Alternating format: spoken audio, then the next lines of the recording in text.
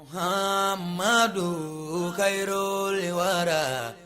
man jana mubashira shauki lil khairul bashari al-yasimi iliyatohari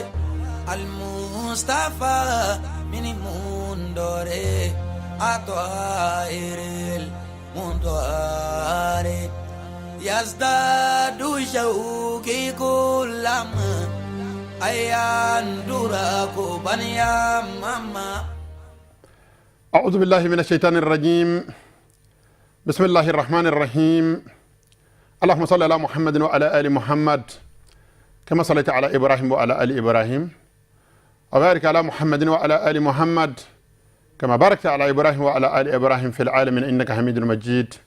وبعد السلام عليكم ورحمة الله تعالى وبركاته.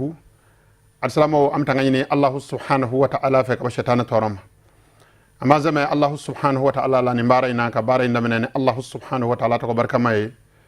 كسلك على كربك صلى الله عليه وسلم. أنا جنيان مو أنا بنا سنمو نامبرو لا مفولدي السلام تشما أنا مسماما السلام يفولك زنما أنا نودي السلام عليكم ورحمة الله تعالى وبركاته. السلام نامبرو لا أمي أنغلا دل كان كرا كرا السلام فرما جم كل تلولا نودي عباد الله اتقوا الله فيما أمر وانتهوا ما أنه نهى وزجر مؤمنو على كربا منديو أيتو أنجا أنجا سنا الله سبحانه وتعالى ala ko ngam minga ay to nganze ko ke o kelila Allah subhanahu wa ta'ala ko ngam minto ay to nganze ko ke o tolila je an Allah harak ko najab soronende ya rabbi Allah subhanahu wa ta'ala kan ko ya anambal ma al-salam belajelema assalamu hadhihi hiya al-jalsatu thaniya wa thalathun ninye siki mukani siki bisaba an flanaye lana fawqa minbar al-fiqh al-maliki minbar al-fiqh al-maliki 120 ambi ko nyini al-salam forba jama kulu fe ko ko ke anyi barani alaka nyambolo adabora al-salamia deme mingama ya rabbi Allah ka koye annata min loma alala ya rabbi alako nata ya kono Allah subhanahu wa ta'ala laydu di qur'ana nasula wa wa'dullahi ghayru makdhubu alaka laytu ngalondiya Allah subhanahu wa ta'ala ko alaka bama ko fi mandewni in tansurullaha yansurukum nay ala deme ala yarba deme nyambarani al-salamia munu nya sigi senga ambela jele ka hamiye munye ka ala nakira deme Allah subhanahu wa ta'ala raka andeme جن عن اللاهرة إن شاء الله تعالى بالسكينة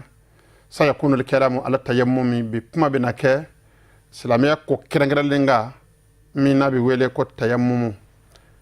يني بما بين السلام بولو دسرا نام سكا جيبارا ولا ما جيره دي تسلام بولو اما كو جورا سلجي تاليلا الله سبحانه وتعالى كلا تكدو بنا بالا من ندي سون جيبارا لما ولا ما جيمي بابولو جي ندي وساكه ninde bato aywa al-salama ka taymamu ta kasoroka aywa alabato ke taymam bi tayfe wati mina o ba soro aywa bulo desa de soro jindanya de asababu ye wal man ndar la mun volefle assalamu alaykum Allah subhanahu wa ta'ala yo noya ma ayo o latike mamima aywa atigala maka kiti akana sanu yakon ya kharu ya fiu ko jitembulu fambina faye sisa akateme o sirafe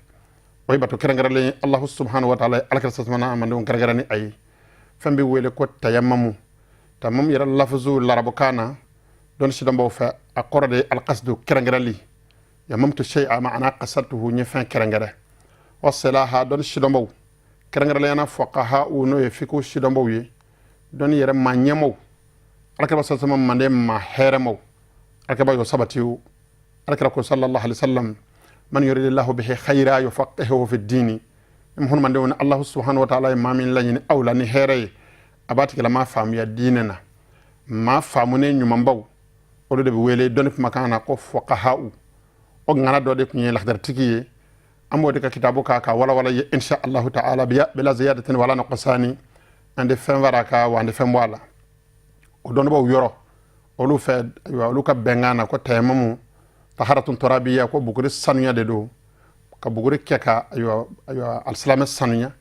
تشمل على مسح الوجه واليدين كابي افرامنيونغا تيغا فلاجو شيلي ان نيدا عند عدم الماء جين دنيا واتي وعند عدم القدره على استعماله والمفهوم ان دسرك جيبارا ان فانيا في تكمنا وهو مشروع كتابا وسنه واجماع الشريعه كفن زبط لنو qur'ani nasu ya sabati alakira sallallahu alaihi wasallam ka sunna ya sabati don shi da mo ka benga kan garal yana almamba manani no ka kala no ya sabati wa huwa min khasa'is hadhihi al-ummah al-muhammadiyya anya fi yami sakaka alakira bana mando mbonyene tayammamu ye khasallahu nabiyyana bihi duna ghayrihi alaka kerkeral ko do alakira bay alaka sasma kanana bunye kama allah subhanahu wa ta'ala yoro aywa ayake alakira bay duna ghayrihi min al-anbiya'i alama nabi ma tawgar sagala bina an ala qawlihi sallallahu alayhi wa sallam o dalluye alaka kira raka pumakaye hatta kana man nasula alaka bako ko otitu khamsa alayna muhur son fenduru la lam yutahunna ahadun qabli ma shima garsaga wala alamodi aywa nabi ma jima amodi kira shima ka konem hodunye alaka satuma yo fenduru jete hatta qala fa nana fa ka pumana ju'ilat liya al-ardu masjidan wa tahura afenduru doye ala sona kaduma kolo fa beke misri yene mo satuma ne mandewni ni ye misiri magin ka seli misiri la ibi sunna ya baraji soro ni seli wati da misiri kono ibi seli ka sokono alakra satuma ka kerkeral do alakra baka bunyedo asamo an alakra wala nyimando ka bunyaka karama o yama jaku yeble ni mami bana ma magubsa alakra bama danguma akodu ngakolo fa bekera sanunya ene mo satuma ka kerkeral ko do ala yanzo ana madin nabi nyima ka konyi amadi kirama ka konne mo hodunye ni jiko deseri la du ngakolo fa wonfa ibi siko yoro la ni seli wati seraki tagada bogala ka taymum ke keto ko nyumana ke ka alabato ke mamena ni alaka sasma ka sahaba yene vamu radwanullahi alaihim ajma'in alaka jebe sahaba bele jeleka ka fa alaka sasma ka puma korode ko dunga ko fa be ka sanu ode alaka sallallahu alaihi wasallam ka sahaba getura min be wele ko ammar ibn yasiri alaka badalla ka ammaru ci kata ka ci kerngere na janaba ya ammaru soro o ci yoro la amaji soro ammaru yi miri alaka sasma ka nimfumaina amaru ko sisan woni namanye ko jima soro mbina mvar ko lo fa belejele de aywa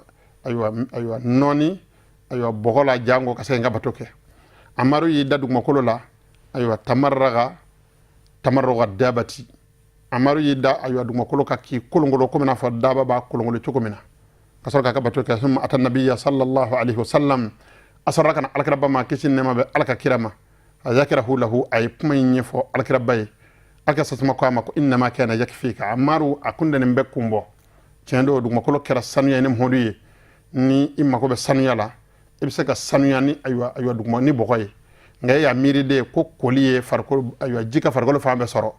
op ma sangono ko mi bokoy rek sanu ibi ko ngolo jango boko ki fare fambe soro ni alkrista man ngam mando ala ya ngere ka mo nyani ma hali bi sono ko yabbe mi ngan no ko tamen vanaka amaru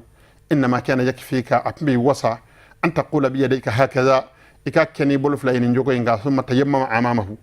ayat tayammum ke tugu nyuman amaru jole nyana wa allamahu kasarka kala ayat tayammumna hada aslun minhu ni hadisan yalla saliye tayammumna ni kuma nyebla kuma de bajirana ka fako tayammum ye alaka baka kerkeral ko ye alaka bana manduni op ma san woni ambe pumato aywa don getura bolo imam al-akhdari aka juanye tayammum ka wala nyi tayammum yere fami mba ajako ya salamaka na yi soro abita tatugo mina afarda yi munyi insha Allah ta'ala abina duanye ola Allah subhanahu wa ta'ala ka wala ni tuko nyuma no ya amma ka baran no ya ambela jele makala Sheikh al-Akhdari rahimahullahu ta'ala alaka getura imam al-Akhdari ko zo safarin ubiha aw maradi tayammama lin-nafl wal mafataridi mami metama sirala ubiha bi sharti tamami tamadaka lenyi tamami alakota tamaye o sendala detale dugula amisar afana bala akira aywa alakota denyi aywa akatamana atsaka mamta o koray alaka maka bali sono goyala muso bole dafe na mi sara furkela o chuko keledo foroba barakela mimbe jamana tika yamaru kono o kele ka jamana ka wati shunye ka jamana tonyo aka wati la ka do aka mobili kono kata asagona dunga duguta tamana ka soro yamaru madama kata be alakota tamawi aslamu aba hagil sabaqato ala nonon ji ala sonde nonon jika aywa sono goyama o chuko keledo jon bolile ka soro amma ka majeni aka tamaye aywa sono goya kende nonon ji sendala ngani tama kera tama ko alabatu tama do abida ka yey ka tama muke aw maradi walma aywa banabato mini banabala banamin diso aywa jila tayamma ma kun numi tama muke linnafli nafla kama wal mafatara di farda silfana kama Allah subhanahu wa ta'ala ka sono kayado wa hadirun sahar li fardan in adim so sigi ba fana bo chuko kelela hal ma min be aywa dugula ni duguta te o tigila ma abid daga ya ka tayammum ke ka farda seli bi sharti ni jin ndanyanana in adim ma kafiyan wa khafa waqtahu adim jimi babulo oti wasake asrana na ko abini tajin yinne fe selwati bitaka da lan nafl wal jum'ati wal janaza o chugo keledo aywa atigila ma mi be so aywa ati daga ye koni ka fa nafla ka fiye wal ma juma seli aywa wati corona mbesel aywa tayammum takata juma seli wal janaza bo chugo la ati daga ye akana mbara nungene tayammum ye o ko ati saka tayammum taka nafla seli ati saka tayammum takata juma seli ati saka tayammum takata janaza seli ngad davara be janaza ni tawni nyonje illa idha ta'ayyanat janaza ajole nu balala ka tamani shuye ala kana shuda obina sela kana ko abita jiko nyinyini aywa wati aywa seli bitaka da sharia bi son otigala ma aka tayammum ta jona ka fara mo ka kitabti ka puma la nyini yemminyi tamaye alabato tamaye adakale do farda seli nafla seli bela jelela alislamay na ye jin fonde nya jita bulu wala ma jita minenda bulu wala ma nafulu tafa ka jisa wala ma fedo ba alila mimba bali jibara lila aywa aka iwasado tayammumna ana bato mi nabi sirafana nindura ka aywa jibara bana min bena jibi do faraka wala ma jiba akene yali sumaya wala ma absaka aywa bana yere aywa ke sababu ye ke niche nimbele jele sababu ye mimba daka ye ikata tayammum bara abo to gola mamin mbaka so na mata dugula watu kuro ye sonogo yayi aka tayammum bara aywa ni aywa wati damata min corona na mamin ni lujura foy tala atigala ma so sigila ata dugu tala aywa nafla seli farla selika tayammum talti dakaye fona sorola aywa janaza seli nyana do janaza seli mi ni uchuna ka ni shuye chu fega taka da self samande fega taka da abi dakaye aka tayammum ko yorobe ka do seli kono assalamu hakli nyuma be allah subhanahu wa ta'ala fa ko dama afam ci ko na bara ci ko nyuma ya rabbi allah ka ngar saka wala korfa mun wara sisan fe ko dala nena aywa la khadar tigi fe aka puma bela jale dalu ya allah subhanahu wa ta'ala ka puma kay wa in kuntum marada assalamu asrla bana be awla aw ala safari wal ma badu tala aw jaa ahad minkum min al-ghaiti wal madonna awla ka bonya man tala awla mastum an-nisaa wal ma asira afur musuma falam tajidu ma ama jisoro jimi nabe janaba koni ay fata yamma musa idan tayyiba ay aywa yalanga fa sanuma nyini ay duma ko nyada sanuma nyini aka tay mum ke ola aka batoke fa bintifa ash-sharti yantafi al-wujub adongoni ka fa ala shartu min ngala koni ma jisoro o de ba wajibi ka ni jisoro la a wajibi abita wa qad warada fi al-hadithi ni qur'an ya sabati anyi ka jiri la ka fa lakhdar tigi fuqaha bela jele ka fara lakhdar tika o to ni dungo fa nu ko ngo iba sura min na qur'an nasula wal mahar sakana man nasula asabatraka alakraba makokura alaka kira aballa kali sahaba min balla kali ko kunna ma rasulillahi sallallahu alaihi wasallam ko do dola on alakraba babe nyove fe safarin dugta dola fa salla bin nasi ko sellani mo ko wiye idha huwa bi rajulin mu'tazili aselit lale ko koy cedo jole mo kerefe amaseli alakraba ya nyina ko maman aka an tusalliya munyi bali ka seli mo fe cengo alakraba ma ko asabat ni janabatu ko janaba no ko de ben farla wala ma ajite mbulo alakraba ko ma ko alayka bis sa'idi duma ko nyeda aywa mbi manni oye fa innahu yakfika obi wasa kada munga ala yoke ayo sanu gaynam honne manuni alakraba sa sama ko kokora ka as-sa'idu tayyibu wudu al-muslimi duma ko nyeda sanuma ko ye salamaka selji wa in lam yajid al-ma'a 10 sinina halla sandange ama jisoro absaka sandange abi tamamta kaka bato ken aye bashi foy taala alka sa ma ko rayni wa qala al muallif rahimahullahu ta'ala alka ketura al-khdartiki halibi abanani ayu tamamuka ako kokora allah subhanahu wa ta'ala ka hina chaya an alsama shubala jaleka abina pamanye tamamu farada ka fa mun wajibi ale do qur'an nasu sabati ako faraduhu al-qasd as-sa'id at-tahiru wa darbatu al-ula wa masah zahiri ako faraduhu tamam fardaw al-qasd ka fala ngannye aflana as-sa'id at-tahiru dugma ko nyada sanuma as-sabana wa darbatul ula ani bi bugal ko fala min ngani takay annana wa masah zahiri aywa wajhihi wal yadayn lil qur'i al-wila dukhul waqtin bis salati tasala aywa kan nyada joshi wal yadayn lil qur'i ka taga fara fana joshi ka se aywa bolo kana kurula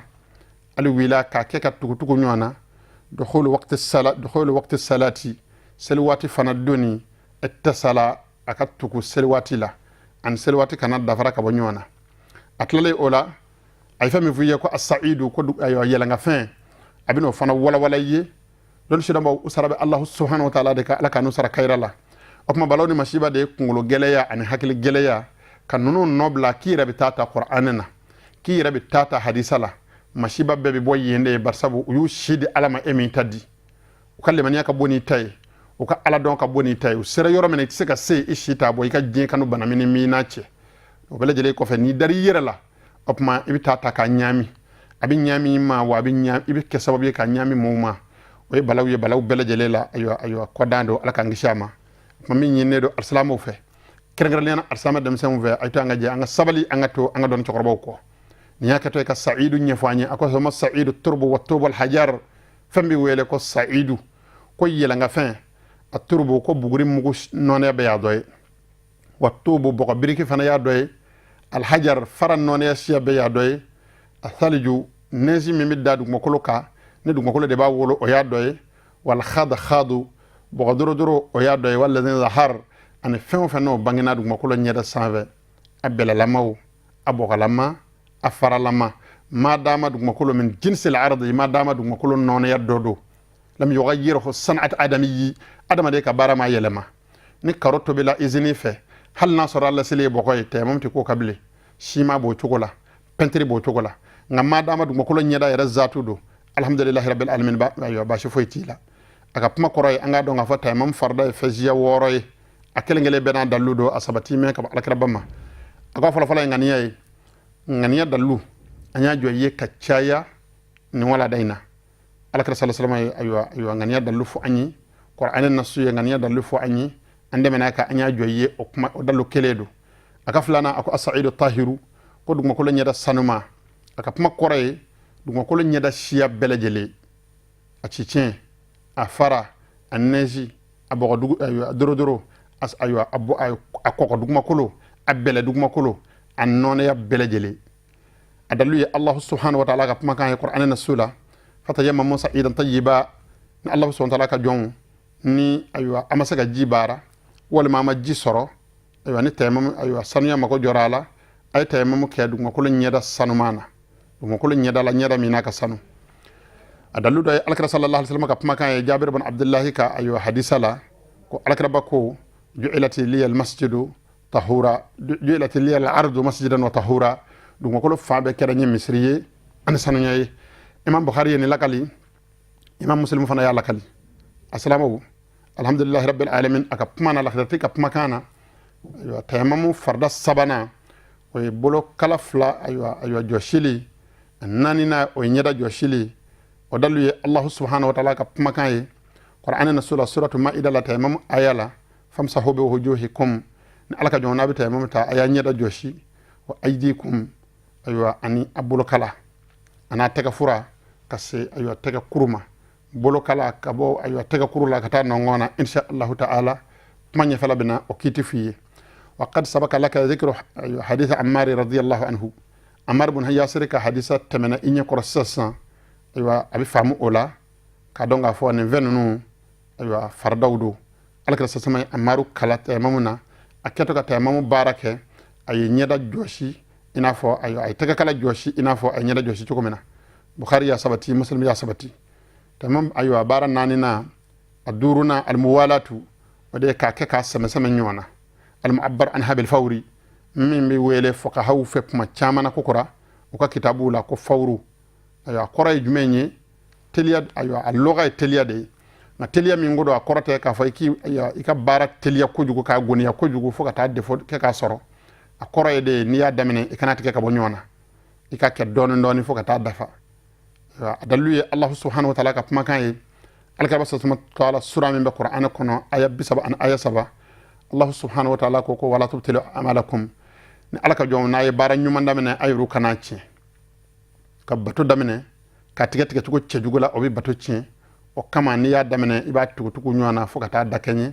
o dala o farla afardaka wal fasl al yasiru ma ghatafaru ngani farabashiya kera doni farabashiya min de bashi ni amakunda la je ka damateme ya fa keme oma kada munga aywa o yelu juray mimine arsalame bolo Allah subhanahu wa ta'ala ko qur'ana nasula la yukallifu Allah nafsan illa wasa'aha alati jon karaba foyla fo faseko o kuma ni jɔn dɛsɛra yɔrɔ o yɔrɔ la ni dɛsɛ in ma dama tɛmɛ ayiwa ni na ɲɔgɔnna bato la Allahu subhanahu wa ta'ala yafa min ma a duruna dukhuli waqti salati seli waati doni taimam tɛ comme seliji k'i b'a ta k'i sigi ka waati kɔnɔ walima i b'a ta ka seli k'i da ka segi ka waati wɛrɛ kɔnɔ ni a ye bato kɛrɛnkɛrɛnlen do Allahu subhanahu wa ta'ala ka sɔnɔgɔya do ni mako jɔra la yɔrɔ min na ayiwa a bɛ daga ye o yɔrɔ la ni ayiwa seli waati sera i bɛ taimam ta tacogo ɲuman na waati donnen kɔ labɛn bɛɛ sabatilen kɔ n'i ye taimam ta yɔrɔnin min na min ɲininen do i fɛ o yɔrɔnin bɛɛ i ka don seli kɔnɔ o y'a farida duurunan ye n'i y'a ta i ka so k'i bɛ n'a ye misiri la a b'i bila yanni misiri cɛ ni ayiwa i ka ayiwa wajibi ye taimam ye bana kama n'i sera misiri da la walima i donna k'i sigi misiri kɔnɔ misiri min ni farakurun b'a kɔnɔ walima ayiwa cicɛn b'a kɔnɔ walima bɔgɔmugu b'a kɔnɔ alimami nana ye n'a ye yamaru di yanni lɛkama ka kɛ yamaru b'i bolo i k'i sosoro k'i ka taimam ta alimami b'a fɔ Allahu akbar i yɛrɛ bɛ don a nɔfɛ ne ɲininen do a ka tugu seli nɔfɛ daliluhu mafhumu ayati tayammumi o dalilu ye ayiwa Qur'an aya min nana suratu Maida la ni Allahu subhanahu wa ta'ala ye tayammum kofɔli kɛ a kɔnɔ a bɛ faamu aya in de la k'a fɔ ko tayammum ka tugu ayiwa seli la tayammum ka ayiwa ta seli waati donnen kɔfɛ seli waati donnen kɔ tayammum ka ta a bɛ faamu Qur'an aya in na wa tasalu tayammum bi salati a wɔɔrɔnan n'a laban tayammum a ka ta seli waati kɔnɔna na wa a ka ta fana mubasharatan bi salati ka nɔrɔ ayiwa seli la لأن من واجبات التيمم كذا منغات واجب يلي دو تيمم واجب يقول أن يكون متصلا بالصلاة أكاك أيوة أتكو مسلا أيوة واجب ينيكا السلام ونني زون قويا بارا إنني فامنا من ينيدو السلام وفي أنغان زيدو السلامية الشريعة سنة صبر الله السلامية الشريعة أنزرنا أن يبيك فوق فانزرنا أمي من الشريعة كتابو كونو أني من مو بولوني مو بكو بارا a cɛ ka jan komi jɛgɛ jala ni baji i bɛ maa sigilen a bɛ tayammum ta tɛgɛ fila bɛ ko bolo bɛ sin dama kunkolo bɛ jɔsi sen bɛ jɔsi subhanallahi alakira sasuma ye nin f'i ye yɔrɔ jumɛn Qur'an ye nin f'i ye yɔrɔ jumɛn fɛn dɔw fana balilen don tayammum na a y'a ɲini k'a si dɔn motoro bɛ maa min bolo la bololabaki bɛ maa min bolo la n'a tigilama bɛ tayammum ta a ka jija k'o fɛn ninnu wuli ka bɔ a bolo la ka sɔrɔ ka tayammum ta tacogo ɲuman na a kana kɛ yɛrɛsago kɛ baara fana ye a kana kɛ ayiwa fɛn ka a ka nɔgɔma cogo min na dama n b'a kɛ ten ka sin k'i lahale i yɛrɛ kun lahalaya filɛ cogonin dɔ ka ten dɔrɔn ka sin k'i yɛrɛ fara a tigiw kan ka sɔrɔ silamɛya sariya min fara a tigiw kan n'a kɛra o kɛcogo ye a tɛ bɛn n'a kɛra o kɛcogo ye Allahu subhanahu wa ta'ala t'a minɛ i bolo wa alisilamɛw ne ma i yɛrɛ kun nɛgɛ ka tayammum ta tacogo la min ni shartu dafandi la ka seli waati kelen seli n'o ye wallahi la ilaha illa huwa tisratu tige fo ala ki mine o selwati kele no fe don sirmo ya sabatani ko Allah subhanahu wa ta'ala ka nyingal mele ko joma siratu 120 groupe bala munu nyishi me seli dama saga sagalima oniti nyon kuma nywanya jangu ki dama ka shula ku ka sabali ka yafima obi ka gafe dama de mine ka laje nu ye gafe dayala ka laje ka soro selwati kele be o maseli subhanallahi iyira ku yaba ma assalamu ni nu nye barawiye bara munu nas ki me doni de ka asegime kalan de ka o kuma ni alisilame y'i sen don a la k'a sɔrɔla kalan min fara a mɔɔw kan i tɛ k'a mɔɔw dɔ ye fiye fiyewu o de la an bɛ min fɔ alisama forobajamakulu ye nin ye baara nɔgɔw ye wa alhamdulilahi rabbil alamin tile min ni anw n'a bɛnna an bɛ ala fo k'a barikada dɔnni sɔrɔli nɔgɔyara tile in na fo k'a fɔ a nɔgɔyara ngo nɔgɔya kojugu de kɛra sababu ye fana ka mɔɔw dɛsɛ a kɛli la telefɔni bɛ mɔɔw tɛgɛ kɔnɔ i bɛ taa dɔnnibaa ba fɛ yen karisa nana ɲininka fɛn bɛ wele ko tayammum a fɔ n ye tan dɛ yana ka tila labɛn na i bɛ telefɔni dayɛlɛ k'a bila enregistrement na karamɔgɔkɛ bɛ diɲɛ fɛn fɛn fɔ i b'a bɛɛ da kɛɲɛ ne ta ka t'i ka so sandan i bɛ se k'a lamɛn ni nin nɔgɔyara muhurumanden ma ka laban waati de kɛra mɔɔw dɛsɛ waati ye k'a sɔrɔ dɔnni ala ka sasama ko ka taama nɔfɛ de hali n'a bɛ kɛ dugumakolo sɔrɔ yɔrɔ jan taali ye ala ka sasama y'a jira an na an ka taama dɔnni nɔfɛ taama cogo bɛɛ lajɛlen la barisabu dɔnni ye ala ka sɔnnifɛn bɛɛ lajɛlen la samandi de ye alkaba yɛrɛ ka ɲɛnamaya kɔnɔ a ma jiidi ɲini ala fɛ foyi la fo dɔnni a y'a ɲini ala fɛ ala an b'a fɛ kɛ n jiidi dɔnni na ɲɔni alka ma sani ɲini ala fɛ a ma wari ɲini ala fɛ ni o tile nana kɛ anw tile nana bɛn ne ni nɔgɔya baden ninnu ye telefɔnw b'an bolo u bɛ enregistrement kɛ arajow b'an bolo u bɛ enregistrement kɛ dɔnnibaw bɛ taama na su ni ayiwa tile o tɛ maasi gɛn u ka dayɛlɛlen dɔ ka bila ka laban ka n'a ye an y'an gɔdɔ ala ka diinɛ sidɔn ma k'an gɔdɔ ala ka diinɛ kalan ma kanyeshi anga jela bo meke o kalandema la kol kala amba fa ya misaka ka fenyumando meke do alhamdulillah rabbil alamin ma ba kala ka balu halala nga beka do ko kose do atsaka bla nyesenyi to makolo da kunye allah subhanahu wa ta'ala ka sharia kala ne ka shidon jango ka ala bato tugo nyumana nim bato nunye fenya misonye ni mawma yire neke kibe nge ka sori mamene ashido mawla ibi yira kun java dama apma mimi vo aslamawi ka gira kala mawla ka kala ka shidon ka bara tugo ka ode nyinnedo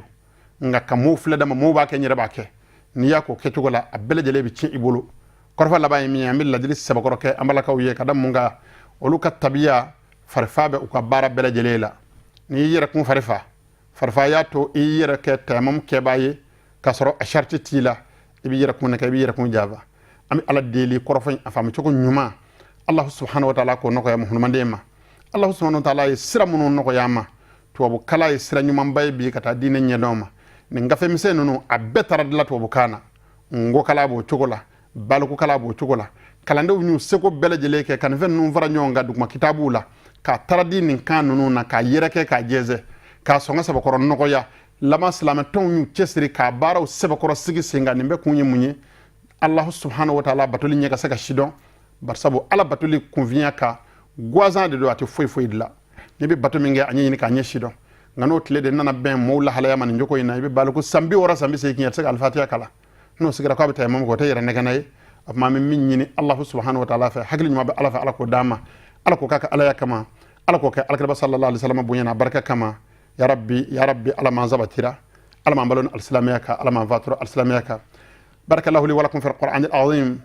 wa fi hadith nabiyhi al-karim innahu huwa as-sami'u al-alim ربنا أتنا في الدنيا حسنة وفي الآخرة حسنة وقنا عذاب النار سبحان ربك رب العزة أما يصفون والسلام على المرسلين والحمد لله رب العالمين محمد خير الورى من جاءنا مباشرا شوقي للخير لبشر الياسمي إليا توهاري المصطفى من مندوري أطائر المندوري يزداد شوقي كلما أيان دراكو بنيا ماما